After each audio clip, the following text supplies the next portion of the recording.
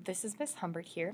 Today we're going to be doing Unit 2 Learning Target 4 notes. We're going to be talking about graphing and writing systems of inequalities. So a system of linear inequalities with standard form. So basically here are some things you need to know about it being in standard form.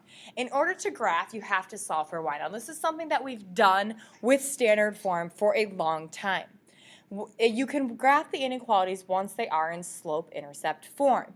Now remember, with inequalities, if at any point you multiply or divide by a negative number, you're going to have to remember to flip that symbol. So that's something we need to keep in mind as we're working through this note video. So let's go ahead and let's take a look at number 1 here. So for number 1, we need to solve these for y. So the first thing I'm going to do is I'm going to solve number 1 for y. So I have x plus y is less than 1. So in order to solve for y, what I need to do is subtract x from both sides. This is a positive x, so to get it over to the other side, I need to subtract x. So then I have negative x plus 1. So I get y is less than negative x plus 1. Next, taking a look at negative 2x plus y is less than or equal to 3. Now, in order to solve for, I'm just going to mark that so we know that's the answer. Now, in order to solve for y on this one, I need to add 2x to both sides. Since I'm adding 2x to both sides, I get a positive 2x. And the reason I'm adding is because that's negative right there. So these are the two inequalities that we're going to graph. So let's take a look at the first one. We're crossing the y-axis at 1. And then the slope is negative 1, which is the same as negative 1 over 1. So I'm going down 1, right 1, down 1, right 1. And then what I'm going to do is have a dashed line. Now it's going to be dashed because there's no line underneath that inequality symbol. Then from there, I'm going to go ahead and shade up. So I'm shading in that region right there for the first one. Now I'm going to change my color for the second one. So for the second one, I'm crossing the y-axis at 3, which is right here. And then my slope is 2, which is the same as 2 over 1. So I'm going up 2 over 1, up 2 over 1, and graphing that line.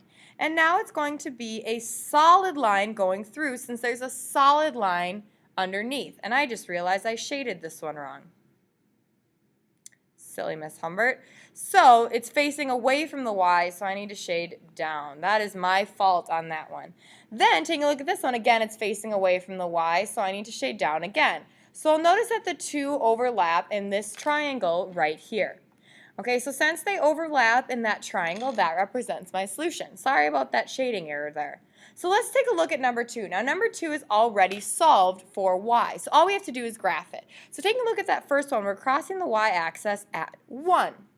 And then there's basically a 1 in front of that x, which means we're going up 1 over 1, up 1 over 1. Then again, that's going to be a dashed line. Since the alligator mouth is opening towards the y, I'm going to shade up. Now shading up is going to be in that region right there. So let's go ahead and let's take a look at the second one. So we're crossing the y-axis at negative 3. So then we have negative 3 and there's a 1 out in front. So that's the same as 1 over 1. So I'm going up 1 over 1, up 1 over 1. Again, that one's also going to be dashed because there's no solid line underneath. Then the alligator's facing away from the y, so I'm going to shade down. So what you'll notice about this one is that the shading doesn't overlap. So since this shading doesn't overlap at all, that means that there is no solution for this one because there's no overlapping of the shading to represent our solution. So let's take a look at number 3. We need to solve each of these for y. So let's first take a look at 3x minus y is greater than or equal to 6. So the first thing I'm going to do is subtract 3x from both sides. So I get negative y is greater than or equal to negative 3x plus 6. Now I don't want to have that negative sign in front of the y. So what I'm going to do to get rid of that is to divide both sides by negative 1. Now when you divide both sides by negative 1, you should have little alarm bells going off saying, hey, I'm dividing by a negative number, which means you need to flip your symbol. Negative 3x divided by negative 1 is going to be a positive 3x. 6 divided by negative 1 is negative 6. So this right here is the first equation we're going to graph. So let's just go ahead and graph it right now. So we're crossing the y-axis at a negative 6. And then my slope is 3 over 1. So that means I'm going up 3, 1, 2, 3, and over 1. So I'm going to go ahead and draw a solid line in there. And then since the alligator is facing away from the y, I'm going to be shading down. Then we need to solve our second equation for y. So I'm going to go ahead and do that. Let's see if I can get a different color here. Let's do it in purple. So then I have 2x plus y is less than or equal to 4. So in order to solve for y, I need to get that positive 2x over to the other side. Since it's positive, I'm going to subtract 2x from both sides. So I get y is less than or equal to negative 2x plus 4.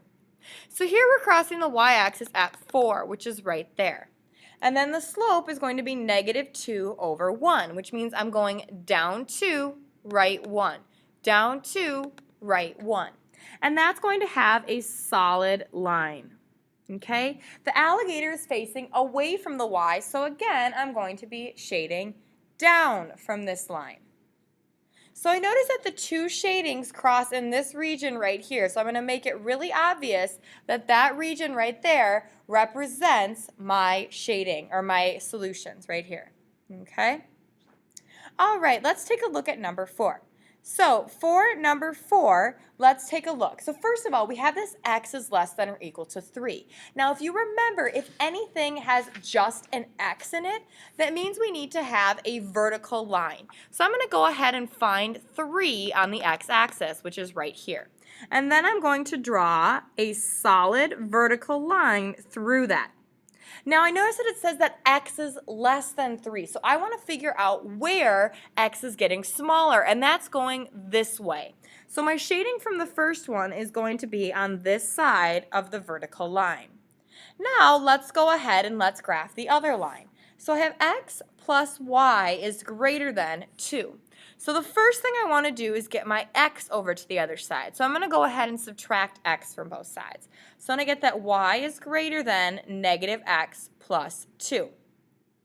So I'm crossing the y-axis at a positive 2, which is right here. Then my slope is negative 1. Now remember that negative 1 is the same as negative 1 over 1. So I'm going down 1, right 1, down 1, right 1. Now that line is going to be dashed because there's no solid line underneath the inequality. And the alligator is facing towards the y, so I am going to shade up. So I notice that the two are crossing in this region right here, so I'm going to shade it in really dark and make it obvious that that area right there represents my solution. Now let's take a look at these word problems. These do take a little bit of time, so please make sure you're kind of keeping track of them and that you use your note sheet once you work on the practice sheet. Okay? So the most Jack can spend on bagels and muffins for the cross-country team is $28. A package of 6 bagels costs $2.50. A package of muffins costs $3.50 and contains 8 muffins. He needs to buy at least 12 bagels and 24 muffins. So we need to go ahead and we need to set this up. So we can spend up to $28. So whatever we spend needs to be less than or equal to that. Okay, so let's take a look. For every x, I'm going to let x represent our number of bagels, how many boxes of bagels, and I'm going to let y represent the number of muffins. Okay, so for every x bagel that I spend, it's going to be $8.50. Okay, then for every, or $2.50, not $8.50, that'd be an expensive bagel, huh? $2.50. Then for every y package of muffins, it's going to be $3.50, which I can just write as 3.5. So then what I need to do is I need to set up a couple of other inequalities. So then for every x thing of muffins I buy, or bagels, I get 6 bagels for every x thing. Then I'm going to go ahead and that's going to be greater than or equal to the 12 bagels. I want at least 12 bagels, so I use the inequality facing that way in case I get more, which would be awesome, right? Then for every x thing of muffins, I get 12. And then that's going to end up being, I want that to be greater than or equal to 24. So what I want you guys to do right now is I want you to pause the video and solve each of these equations for their variable. So I want you to solve this one for y, this one for x, and this one should be y. And solve this one for y. So once you've solved those, this one we're going to end up just using a decimal, which is okay. So that's when you solve the first one. You get that x is greater than or equal to 2, and that y is greater than or equal to 2. So let's go ahead and graph this. Let's graph that first line. So we're crossing the y-axis at 8, which is 1, 2, 3, 4, 5, 6, 7, 8. So we're crossing the y-axis at 8, which is right here. Then we're going down negative 0.71. So that means we're going about 3/4 of the way, and then we'll go over 1. Down 3/4 of the way, over 1. So then we're going to connect that with a solid line. And since the alligator's facing away from the y, for that one we're going to shade down. Now let's graph x is greater than or equal to 2. So I need to find 2 on the x-axis, which is right here. Then through that 2, I'm going to have a vertical line that's going to be solid. So that's going to be vertical. Okay? Then for this line right here, well, let's figure out which way we need to shade. Which way is x getting bigger? Well, that's going to be this way, going up this way. Lastly, let's shade the y. So I need to figure out where y is equal to 2, which is right here. And I'm going to draw a horizontal line right there that's going to be solid. Well, which way is y getting bigger? That's going up. So then I'm going to shade up. And then I'm going to shade in this region right here. So I want to pick different solutions that I can make within here. I'm going to just pick some numbers that I can find. So I'm going over 3 and then up 1, 2, 3. That's a solution. So I could get 3 bagels and 3 muffins. What I want you guys to do is pause the video, find another solution in this shaded region that represents how many bagels or muffins you can make. Let's take a look at number 6. So for number 6, Rondell makes $10 an hour cutting grass and $12 an hour raking leaves. He cannot work more than 15 hours a week. Graph the inequalities that Rondell can use to determine how many hours he needs to work each job if he wants to earn at least $120 per week. So let's let X represent cutting grass. And let's let Y represent raking leaves. Okay? So for every X hour I spend cutting grass, I'm going to earn $10. For every Y hour I spend raking leaves, I earn $12. Now he wants to earn at least $120. So if he earns more than $120, that would be awesome. Okay? And he cannot work more than 15 hours per week. So that means when we add the number of hours that he works, that has to be less than or equal to the 15 hours that he can spend. So what I would like you guys to do right now, pause the video. I want you to solve each of these equations for y. So go ahead and do that for me. Solve each equation for y.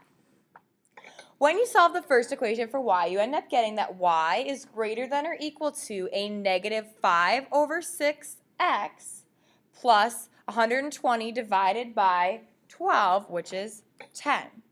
For the second one, you end up getting, let's see, y is less than or equal to a negative x plus 15. So now we're going to go and graph both of those. Let's graph the red one first. So we're crossing the y-axis at 10, so let's count up. 1, 2, 3, 4, 5, 6, 7, 8, 9, 10. So we're going to cross right here, and then our slope is negative 5 over 6. We're going down 1, 2, 3, 4, 5 over 6. 1, 2, 3, 4, 5, 6, which is here. That's going to be a solid line, okay, because there's a line underneath, and then we're shading down from it. Now let's graph the blue one. So we're crossing the y-axis at 15. Well, this is 10 right here, so I have 11, 12, 13, 14, here's 15. And then from there, I'm going, oops, I shaded wrong. Goodness gracious, Miss Humbert. The alligator's facing towards the y, so for this one, you need to shade up. Can you tell I'm struggling today? So from this line, we're going to shade up. Then let's take a look at the blue one. Okay, so we're going from this point, down 1 over 1, down 1 over 1, and that's going to be a solid line shading down beneath. So the two overlap in this right here. Okay? If you're done with A lunch, apparently. Okay, let's take a look at number 7. So for number 7, we want to graph x is greater than or equal to 0. So this is x is greater than or equal to 0 right here. That's along the y-axis. So x is getting bigger as you go this way. So the answer for that one, we're going to shade this way. Then what we're going to do is graph the next one. So we need to solve that for y. So go ahead, pause the video. I want you to practice solving that for y. If you're confused, come do it with me. So we end up getting that y is greater than or equal to 1/2 x minus 1. That's what you should have gotten when you solved the second equation. Now, if you didn't get that, that means you forgot to flip your symbol because you ended up dividing by a negative number. So we're crossing the y-axis at -1, and then we're going up 1 over 2. And we're going to have a solid line connecting those. Then we're shading up, which is going to be in this region right here. Once again, I want you to pause the video and solve the second one for y. And once you do that, you end up getting y is less than or equal to -3/4 x plus 3. So let's go ahead and let's graph that one in a different color so we can see it. So then we're crossing the y-axis at 3. And we're going down 3 and right 4.